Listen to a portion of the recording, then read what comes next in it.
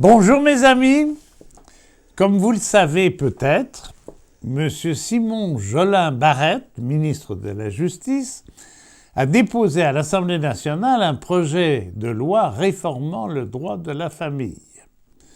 La QDR a joint sa voix à celle de l'Association des grands-parents du Québec, ADGPQ, en dénonçant maints aspects du projet de loi.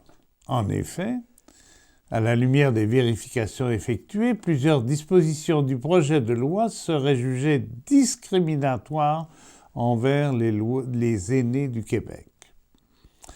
Le projet de loi 2, c'est son numéro, dans sa version actuelle, est inacceptable puisqu'il ouvre la porte à une réduction de la relation significative entre les grands-parents et leurs petits-enfants. Ainsi, plusieurs aînés, par exemple, n'ont tout simplement pas les moyens financiers de faire valoir leur cause devant les tribunaux si des parents venaient à décider de faire obstacle aux relations de ces derniers avec leurs petits-enfants.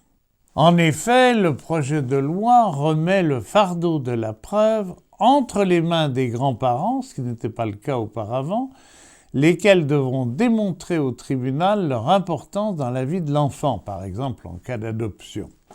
Actuellement, la loi prévoit spécifiquement que les parents ne peuvent sans motif grave faire obstacle aux relations des enfants avec leurs grands-parents, c'est-à-dire avec nous.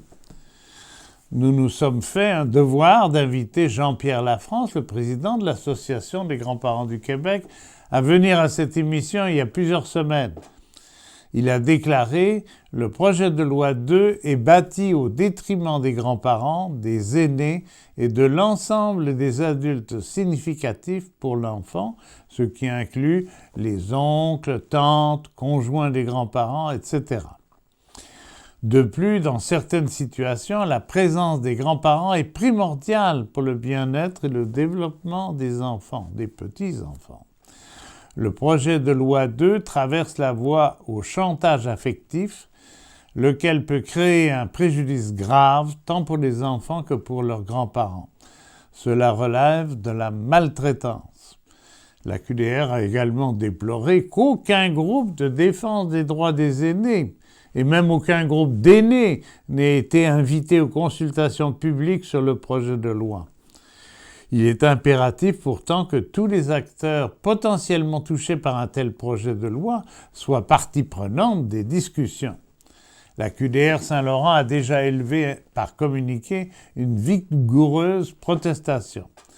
J'espère que les autres sections locales de la QDR suivront cette initiative, car comment ne pas déplorer et dénoncer une atteinte à un droit élémentaire des aînés, de leurs petits-enfants et de leur famille entière. Vous avez droit à un revenu décent. Vous avez droit à un logement abordable. Vous avez droit à des soins à domicile. Vous avez droit à un milieu de vie sécuritaire. La parole est à vous. C'est votre droit.